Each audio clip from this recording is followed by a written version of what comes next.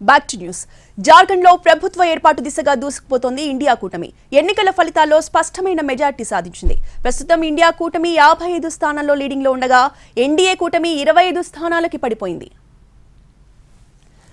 Counting ప్రారంభమైనప్పటి నుంచి కూడా India కూటమి ఎన్డీఏ కూటమి మధ్య నువ్వా నేనా అన్నట్టుగా వచ్చిన ఫలితాలు అందరిలోనూ ఉత్కంఠ రేపాయి. అయితే ఆ తర్వాత ఒక్కసారిగా ఇండియా కూటమి భారీ ఆధిక్యంలోకి వచ్చింది.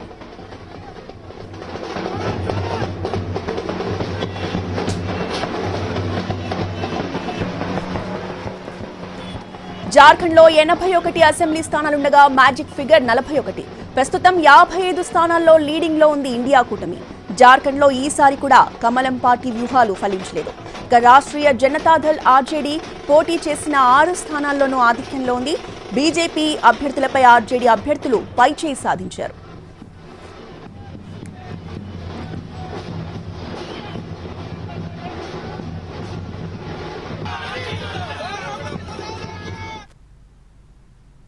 జార్ఖండ్లో ప్రభుత్వ ఏర్పాటు దిశగా దూసుకుపోతోంది ఇండియా కూటమి. ఇండియా కూటమి ఘన విజయంపై పూర్తి అప్డేట్స్ ని ఢిల్లీ నుంచి మా ప్రతినిధి ప్రసాద్ అందిస్తారు. ప్రసాద్,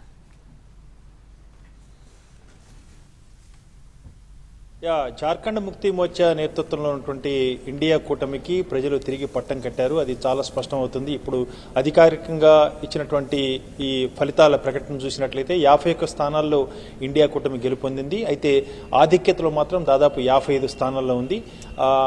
ఎన్డీఏ కూటమి బలం మాత్రం 25 స్థానాలకే పడిపోయినట్టుగా ప్రస్తుతం ఉన్నటువంటి సరళి అంటే ఫలితాల సరళిని చూసినట్టు తెలుస్తుంది.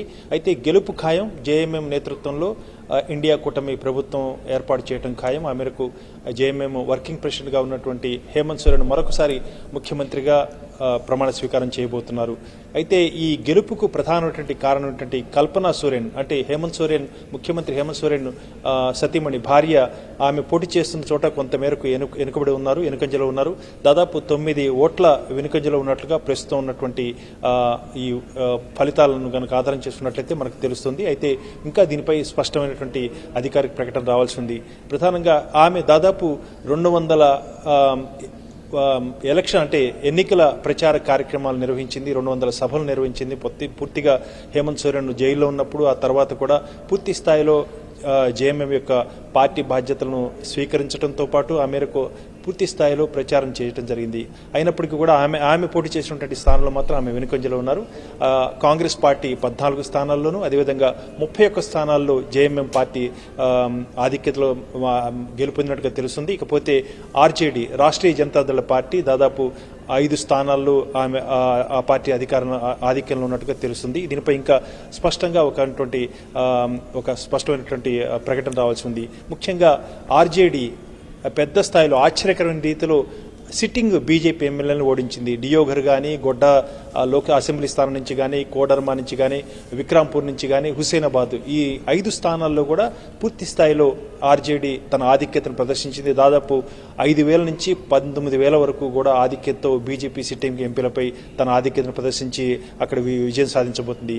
గత ఎన్నికల్లో 2019 ఎన్నికల్లో కేవలం 1 స్థానంలోనే గెలుపొంది ఇటు జేఎంఎంతోనూ కాంగ్రెస్ పార్టీతో జతకట్టి మొత్తం 47 అసెంబ్లీ స్థానాల బలాన్ని ప్రదర్శించి ఆ మేరకు ప్రభుత్వాన్ని ఏర్పాటు చేయడం జరిగింది. అయితే ఇప్పుడు దాదాపు 51 నుంచి దాదాపు 55 స్థానాల్లో గెలుపొంది ఈ కూటమి జేఎంఎం నేతృత్వంలో ఉన్నటువంటి ఇండియా కూటమి ప్రభుత్వాన్ని ఏర్పాటు చేసేందుకు దాదాపు మార్గం సుగమైంది. ఇక అధికారికంగా ఇంకా ప్రకటన రావాల్సి ఉంది. ప్రధానంగా ఈ గెలుపుకు కారణం సంక్షేమ కార్యక్రమాలతో పాటు స్థానికంగా ఉన్నటువంటి నాయకత్వం పట్ల ప్రజల్లో ఉన్నటువంటి విశ్వసనీయత, స్థానికంగా ఉన్నటువంటి అనేక సమస్యలకు తాము పరిష్కారం చేస్తామన్న ఇచ్చినటువంటి వాగ్దానాలను ప్రజలు నమ్మటం, అదేవిధంగా ఆర్థిక స్వావలంబన, గిరిజన హక్కులను పరిరక్షణ చేయటం అన్న అంశంపై పూర్తి స్థాయిలో ప్రచారం చేయడం జరిగింది. ఆ ప్రచారాన్ని ప్రజలు విశ్వసించారు. ఆ మేరకు బలమైనటువంటి నాయకత్వం అయినటువంటి హేమంత్ సోరెన్ నేతృత్వంలో ఉన్నటువంటి జార్ఖండ్ ముక్తి మోర్చాకు ప్రజలు పట్టం కట్టారని చెప్పుకోవడానికి ఆస్కారం ఉంది.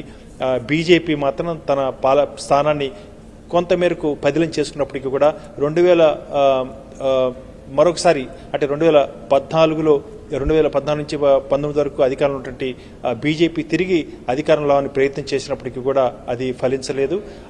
అదేవిధంగా ఈ శాంత పరిగణాల ప్రాంతంలో బంగ్లాదేశీ నుంచి అక్రమంగా వలసదారులు వచ్చి అక్కడ స్థానికంగా ఉన్నటువంటి గిరిజన యువతులను పెళ్లి చేసుకుని ఆ మేరకు అక్కడ స్థిర నివాసాన్ని ఏర్పాటు చేసుకుని పెద్ద ఎత్తున అక్కడ ఈ బంగ్లాదేశీలు తమ యొక్క ప్రాబల్యాన్ని పెంచుకోబోతున్నారు.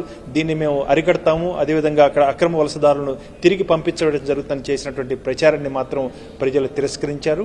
ఆ మేరకు జేఎంఎం నేతృత్వంలో ఉన్నటువంటి ఇండియా కూటమికి ప్రజలు పట్టం కట్టారు. హేమంత్ సోరెన్ మరొకసారి ముఖ్యమంత్రిగా పదవి ప్రమాణ స్వీకారం చేయబోతున్నారు. రైట్ ప్రసాద్, మరో బ్రేకింగ్ కూడా చూస్తున్నాం. 4,08,036 ఓట్ల మెజార్టీతో వైనాడ్లో ప్రియాంక గాంధీ ఘన విజయాన్ని సొంతం చేసుకున్నారు. అంటే వైనాడ్ ప్రజలు మరోసారి గాంధీ కుటుంబాన్ని విశ్వసించారు. సో ఇదే అంశంపై అక్కడ కాంగ్రెస్ శ్రేణులు ఎలాంటి రెస్పాన్స్ ని తెలియజేస్తున్నారు? సోదరుడు రాహుల్ గాంధీ గత ఎన్నికల్లో దాదాపు 3,66,000 ఓట్ల ఆధిక్యతతో గెలుపొందడం జరిగింది. అయితే దాన్ని అధిగమించి తన సోదరి ప్రియాంక గాంధీ తొలిసారిగా ప్రత్యక్ష రాజకీయాల్లో ఎన్నిక రాజకీయాల్లో బరిలోకి దిగిన తర్వాత ఆమెను ప్రజలంతా వాయనాడు ప్రజలంతా ఓటర్లంతా కూడా పూర్తి స్థాయిలో స్వాగతించారు. ప్రారంభంలోనే నామినేషన్ వేసే క్రమంలోనే ఆమెకు ప్రజలంతా కూడా పెద్ద స్థాయిలో తమ మద్దతును తెలియజేశారు. అయితే కొంతమేరకు ఓటింగ్ శాతం తగ్గినప్పటికీ కూడా ఓట్ల ఆధిక్యత మాత్రం పెద్ద స్థాయిలో ఆమెకు పట్టం కట్టారంటే ప్రజలు పూర్తి స్థాయిలో ఆమె యొక్క అభ్యర్థిత్వాన్ని సమర్థించినట్టుగా అనుకోవడానికి ఆస్కారం ఉంది. దాదాపు 4,08,000 ఓట్ల ఆధిక్యతతో ఆమె గెలిచేందుకు మార్గం సుగమైంది. మరింత స్థాయిలో కూడా ఈ సంఖ్య పెరిగేందుకు అవకాశం ఉంది. అయితే కాంగ్రెస్ పార్టీ నాయకత్వం దాదాపు 5 లక్షల మెజార్టీతో ప్రియాంక గాంధీ వాయనాడులో తన యొక్క ఆధిక్యతను ప్రాబల్యాన్ని ప్రదర్శించుకోబోతున్నారన్న ఒక అంచనా వేసినప్పటికీ కూడా ఇంకా చూడాల్సిన అవసరం ఉంది.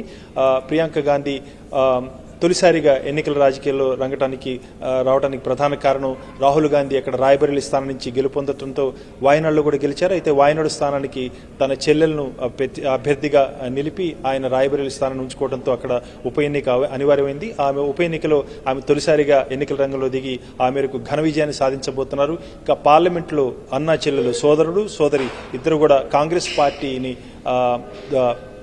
గెలుపు తీరాలకు తీసుకొచ్చేందుకు ఈ గెలుపు పెద్దగా ఆస్కారం కాబోతుందని చెప్పి కాంగ్రెస్ శ్రేణులంతా కూడా భావిస్తున్నారు. పార్లమెంట్లో ఇద్దరి యొక్క ఒక పెర్ఫార్మెన్స్తో పార్టీని గెలుపు తీరాలకు తీసుకొస్తారని చెప్పి ఆశాభావం ప్రతి శ్రేణుల్లోనూ అంటే కాంగ్రెస్ పార్టీ శ్రేణుల్లో పెద్దగా వ్యక్తం అవుతుంది.